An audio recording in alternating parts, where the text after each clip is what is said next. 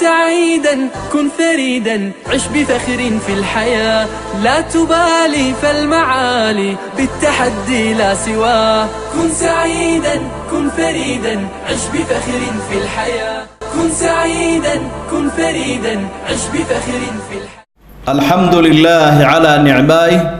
والشكر له على توفيقه وامتنانه والصلاة والسلام على سيدنا وحبيبنا وشفيعنا محمد بن عبد الله وعلى آله وأصحابه وسلم تسليما. أما بعد أوصيكم ونفسي بتقوى الله تعالى. والليال سيدا دريميسين خطبته waxay ka waramaysaa geerida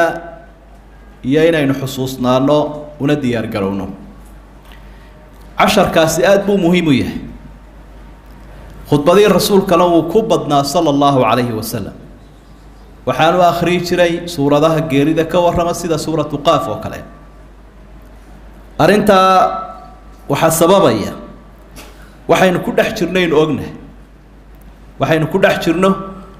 oo qaflad badan iyo halmaan iyo ilow badan leh. ilaahay horjoogsigiisa iyo aakhire aynu ilowsannahay. arrintaasi waxay keenaysaa casharkaa inaynu aada ugu celcelinno miraaran wa tikraaran. waayo mushkilad baa ina haysata qur-aankana ilaahay oo aada ugaga digay oo la yidhaha adduunyo iyo agabkeeda iyo orodkeeda isu sheegi mayno. qof waliba markaanu been isu sheegin naftiisa qiyaasa halkay la marayso aakhirayna ilowsiisay inteedii badnayd. dadka inta badan aakhiro way ku ilaaween adduunyo. qur-aankuna aada buu uga digaa. 100 meelood in ka badan buu ilaahay kusoo celceliyaa adduunyadu ka digaya iyo aakhiro dadka xusuusinayo. yaa qawmi inamaa hadihi alxayaati اddunyaa mataac wa ina alaakhirata hiya daaru lqaraar. nin saalixahoo u dardaarmaya dadkiisii baa wuxuu yidhi war tolkayo waxaa ogaataan halkan aad joogtaa waa alaab yar oo ayaama lagu raaxaysanayo la dhaafayana. jannaduna waa meesha lagu waarayo. meesha la weydaaranayo ha uga ambanina meesha lagu waarayo. halka lagu waarayo u shaqaysta. ilaahay baa wuxuu aayaadkaa uu kaga warramay aayad kale ku yihi qul mataacu dunyaa qaliil waalaakhiratu khayrun liman ittaqaa. adduunyadu waa alaab yar bulaay waxay doontabaa ku ahaato, laakiin aakhiraa uga khayr badan qofkii labadaba xataa ilaahay uu wanaag siiyo. aakhira u wanaagsan qofka alla yaqaanka ilaahay ka cabsanaya. aradiitum bilxayaati dunyaa min alaakhira. ilaahay wuxuu uhi matanaa ku raali noqoteen idinkoo tan adduunyada aakhiro ku bedeshay. famaa mataacu lxayaati dunyaa fi laakhirati ilaa qaliil. marka la isbarbar dhiga buu ilahay nicmada adduunyada iyo nicmada aakhiro. nicmada adduunyadu waxay tahay ma jiro. gaal buu ilaahay ugu necab yahayoo waxba kamuu siiyeen hadday ilaahay agtiisa adduunyadu qiimo kala leedahay. wamaa uutiitu min shayin famataacu lxayaati اddunyaa waziinatuha wamaa cinda allahi khayru waabqaa afalaa tacqiluun. suuratu lqasas.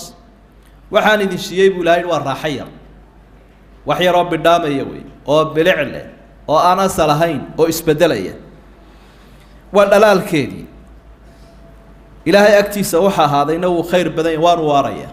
afalaa tacqiluun. miyaan caqli jirin? qofku waa inuu caqligiisa isticmaalaa iyo cilmigiisa. asxaabtu ridwaan ullaahi calayhim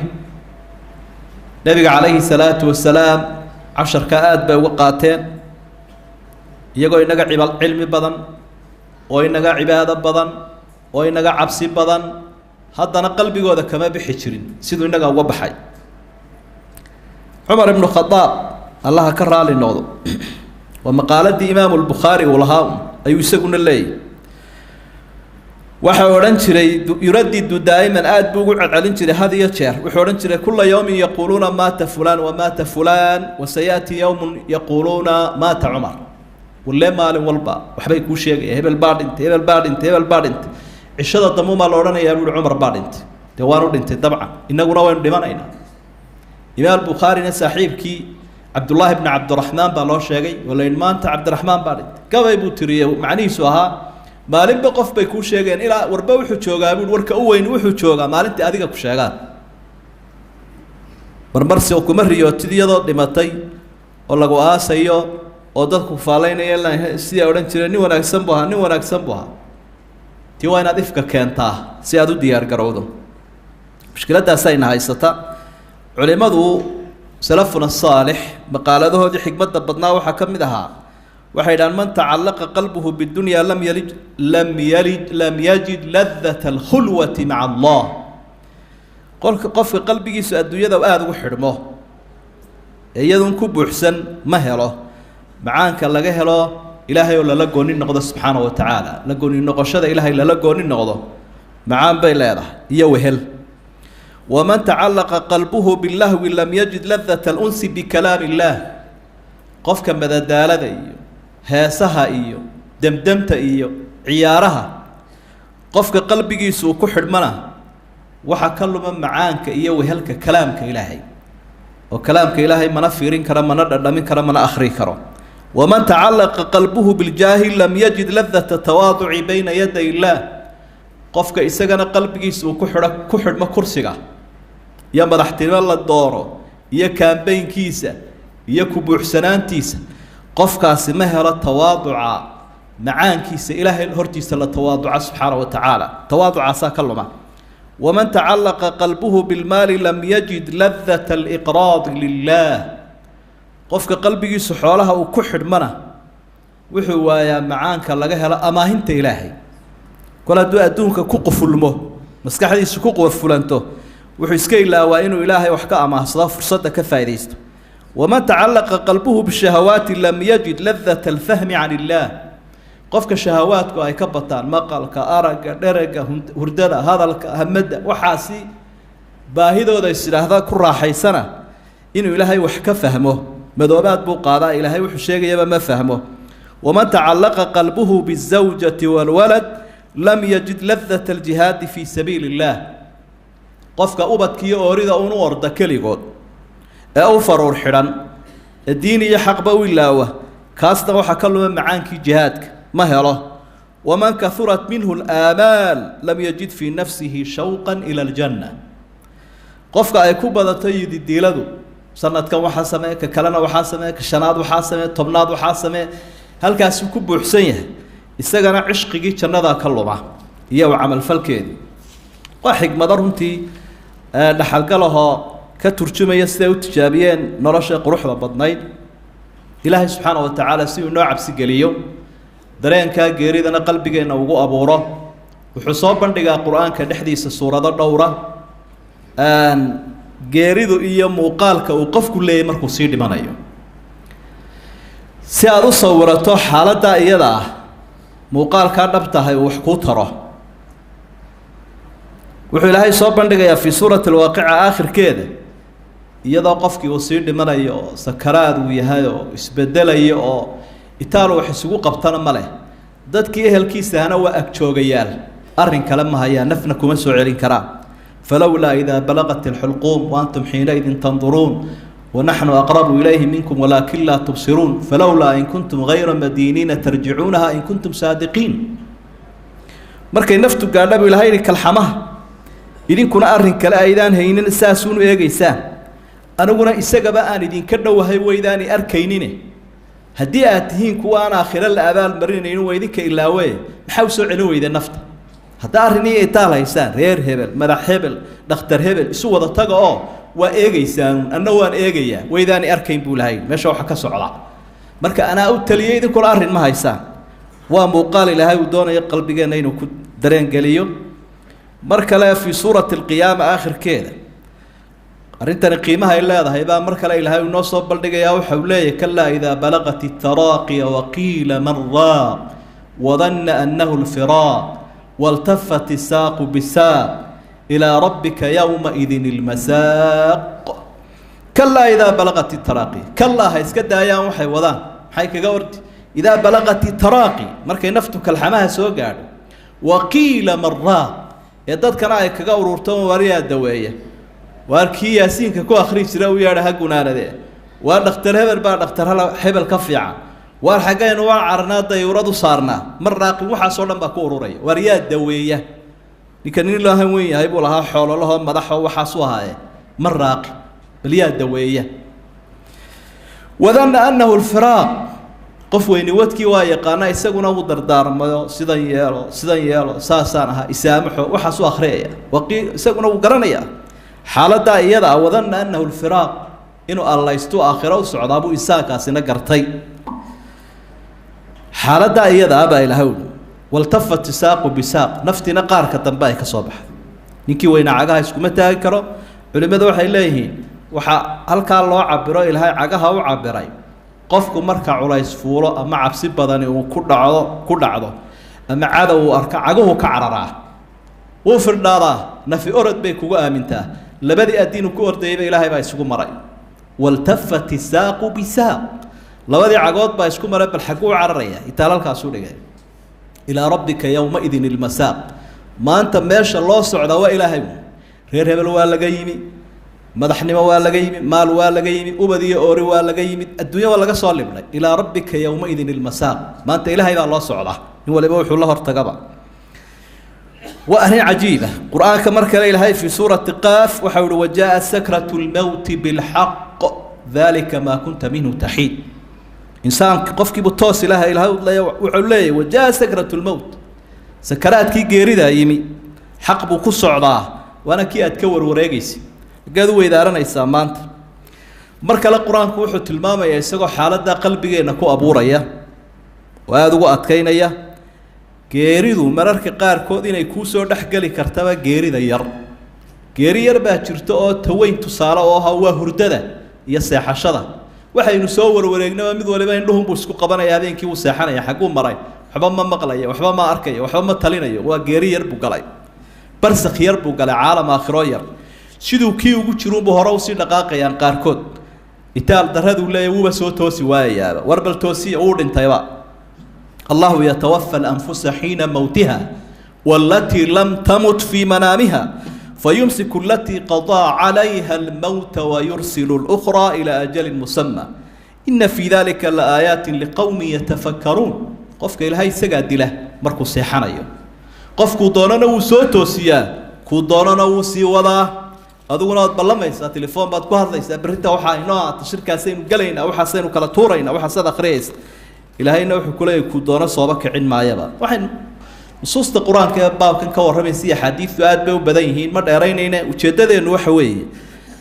wax lagama maarmaana safarkaasun inay u diyaargarowna waxa loogu diyaargaroobayaana doolarkii iyo dahabkii iyo duunyadii maahee waa camal saalixa oo kuwaa laga soo dhex saaray ilaahay baa wuxu uhi yaa ayuha aladiina aamanuu itaquu allah waltandur nafsu maa qadamat liqad waataquu llaha ina allaha khabiirun bima tacmaluun qof walaba hortaada eeg hoostaadana ha eegin dibna ha u fikirin hortaada marka la leeyahy aroorta baa leeyahy wuu kuu soo dhow yahay warku aroortaa lagu sheegay aakhiro oo aada u safrayso naf waliba ha eegta aroorta waxa ay horu marsatay idan markaa midhka ka xaasilkahay waa camalkaa iyo cibaadadaa ilaahay subxaanahu wa tacaala uu inagu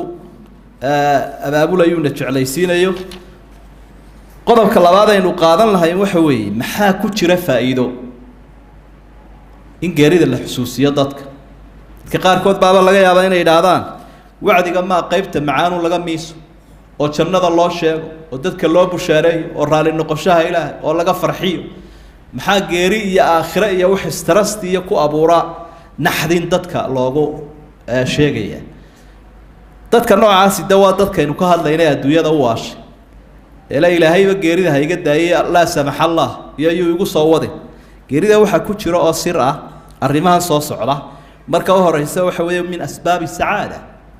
qofku inuu adduunyada ku raaxaysto laftigeeda waxaaba sabab u noqonaysa inuu geerida xusuusan yahayba geerida markuu xusuusan yahay nabigaa ka warrama wuxu uhi aghiru dikra hadihi miladaat macaanka yarka idinka kala jaraya ee malaga nafta idinka qaadaya xusuusta geerida fainahu maa dakarahu axadu fii dayqi lcayshi ilaa wasacahu calayhi walaa fii sicatin ilaa dayaqahu calayh qofka iska badhaadhe ku sugan ee barwaaqaysan xusuusta geerida waxay ka anfacdaa waxaa la yidhaahda qafladda iyo warboogaanta iyo is-ilowga iyo dhexmuquurashada adduunyada haddii adduunyada uu daba carari lahaayo aada ugu fikiri lahaayo u naxnixi lahaayo ka seexan lahaana ka seexan waayi lahaa habeenkiina waxay ka anfacdaa wuxuu odhanaya sooma la geeba ma jiro soo laguma daba taagnaba dad iyo waaba laga dhaxlay ood ka dhaqaajinaysa maxaad uga waalanaysaaba iska nafis qofka kale ee isaga diiq ku jira ee laguma yareeyo adduunyada iyo waxay naftu doonaysana isagana geerida uu xusuustaa waxay ka anfacdaa waxay ka kaxaysaa al-ya's wa adiiqu macahu al-ya's haddii qofka cidhiidhi qabsada quus baa ku dhacda bal dadkiis waxaanay wada haystaan way wada nasanayaan cuud iyo xoolay haystaan caafimaad bay haystaan caruur bay haystaan cudur adiga waxaan maxaa kugu soo ururiyay cidhiidhiga intuu geli lahaa ayaa quusashadii waxa ka biinaya xusuusta geerida waaba la isaga dari waad sii socon doontaaba intaad joogtaaba waa ayaam aakhira u sahay qaado isqancintaasu helaya waxyaabay ka faa'iido tahay waxaa ka mid a wuxuu kuu diidaa inaad ilaahay iyo ummadaba dulmido qofku hadduu xusuusan yahay aakhiro liman kaana yarju llaha walyawma alaakhir qur-aanku wuxuu ina leeyahay arrintaa ha sameeya qofka ilaahay iyo aakhiro rajaynaya qofku markuu rajaynayo inuu ilaahay ishortaagaya aakhiro ilaahayna xaqiisa ma boobo oo ma caasiyo ummadana ma dulmiyo kuma xadgudbo waayo wuxuu leeyahay kayd baa kaa yaalla waxbaa lagaa qoray kolley waa lagu hor keeni doonaa aday ku qabsanaysa waad dhimanaysaa buu leeyahay marka qofka dhimasho aaminsan iyo ka kale isku tallaabo maaha geeridaad xusuusataa وإن سجع علينا يدفعك للقرب من الله أكثر وأكثر زهدا وأكثر قناعة قفك إلى هيدا وهذا أيا وحقترت أدو يدنا وكل حساهده قناعاتنا ويشاء وحيل هاي وقدر وكقنعه وحي كأنفع ذا قفك لحياة القلب إن قلبي يسنو على هذا وفريد نبي النبي الشيء هي في عناتي وهلا النبي عليه الصلاة والسلام سؤال بأصحابته ويدي مهمة وحيل أي الناس أي المؤمنين أكيس يا رسول الله حديثك حسن كا تدك مؤمنين تيا أقول فريدسن مركا وحنا النبي يقولي مو أرانين كأقول حرفات بدن وحصوصار بدن أقول أقوام بدن أرمها كما هذا الدنيا ده وحول أكثرهم ذكرا للموت ذكرا قف كين بدن آخر خصوصا يدي ما شاء الله وأحسنهم لما بعده استعدادا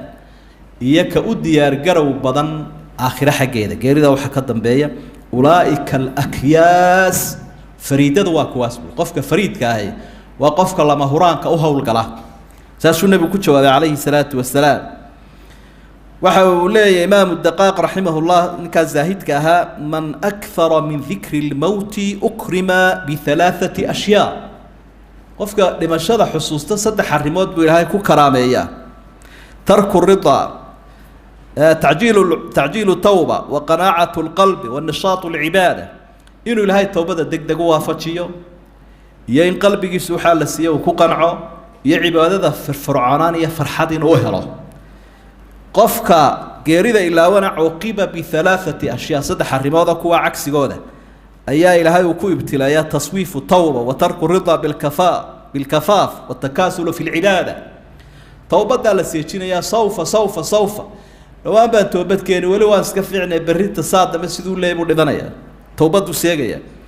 iyo wuxuu ilaahay u qadaray ama uu siiyay ama uu ku arsaaqay inaanu ku maarmin iyo inuu cibaadada ka caajiso geerida la xusaa ajasha ma soo dadajiso oo hadaad in badan xusuusnaato di halkeedii bay taagantay shaqana kuuma diido oo rasuulka sallallahu alayhi wasallam sidan ina faraya di hadana wuxuu leeyahay qiyaamaha hadii suurta la afuufayo oo adduunyada la rogayo oo midkiin uu kari kara beeraha inuu qodo oo dhirta uu beero ha ku dadaalo fasiila geed yarna ha taagee wax soo saarkii iyo beerihi iyo shaqadii wada لكن ده وين تكون حساب تنتا أديك هو وضع دقيقة أنه الرئيس هذا إن تكسرون كرئيس كيري ده حسوس ده حكمة لا كتير أو حكم ده وات سببه النبي ونوير عليه الصلاة والسلام حبالها صواب وغضا ويبقى إنه كعرنا إن تكل بدنا يسولك وقف سنة يا بيت بدني أمسي قارب بدني ملاء البحنمة إياه واحد كجف وجانا يسبب ونبي إنه قنيس تنسى نبي إنه قنيس سيدنا بها وأركان النبي وحول عليه الصلاة والسلام فزوروا القبور فإنها تذكر الموت حبالها صواب بغضاء غير دايد الحسوسين يساعد حديث صحيح مسلم كسبنا حبالها هذين كيف بغان كرتا مالين تبات بغان كرتا مالين كجناسة ريركين اللي جاية وقرا هتجي أسوأ أرين كله وحوي السيدة أو بقصي الدرس وقصة قاعدته إن هل كان ير كل بدايس بورك إيه دجحانت إيه تينك إيه دعرت له إيه ضدك بقى إلا ولا جو أجمري النبي عليه الصلاة والسلام سجاري الله حسوسته جناسة والبو كعب ورنج جناسة دي المال لما رأي هفدين حديث كيس صحيحين كسبنا وحط المامي وحلال الصابر النبي عليه الصلاة والسلام قف بنتي أو يهودية جناسة دي بقى الله صامر مركز يستاجر رسول صلى الله عليه وسلم صحابة وحي هذا إنها جناسة يهودي واني يهودية ميت كيسيا محاولة كعي رسولك وحكو جواب صلى الله عليه وسلم أليست نفسا وقف بنتي أنا هين هنقول نحدين تجاريد لك عاية وقدام بينتي رسول صلى الله عليه وسلم سوى صحابة هي أمد الدروس وقول لي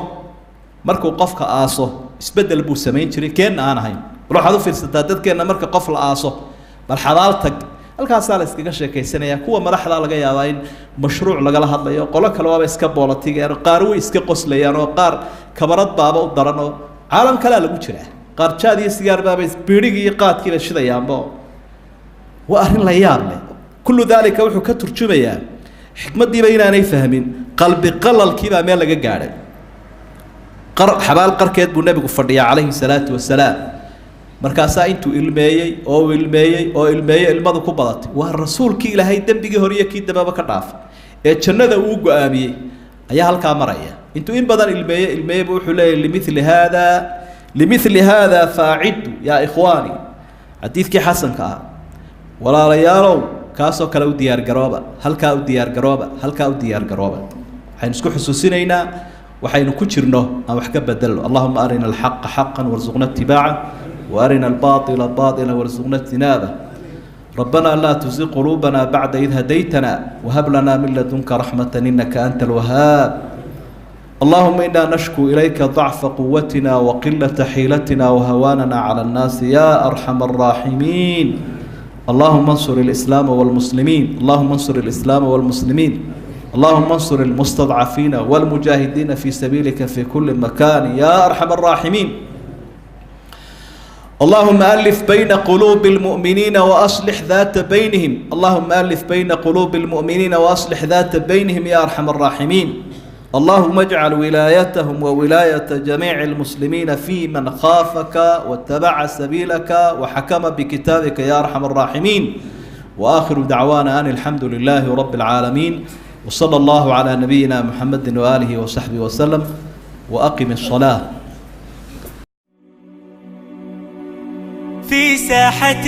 للعلم كنا نلتقي والحب والإخلاص زاد قلوبنا نمضي إلى نور اليقين ونرتقي قمم الفلاح وتاجنا أخلاقنا في ساحة للعلم كنا نلتقي والحب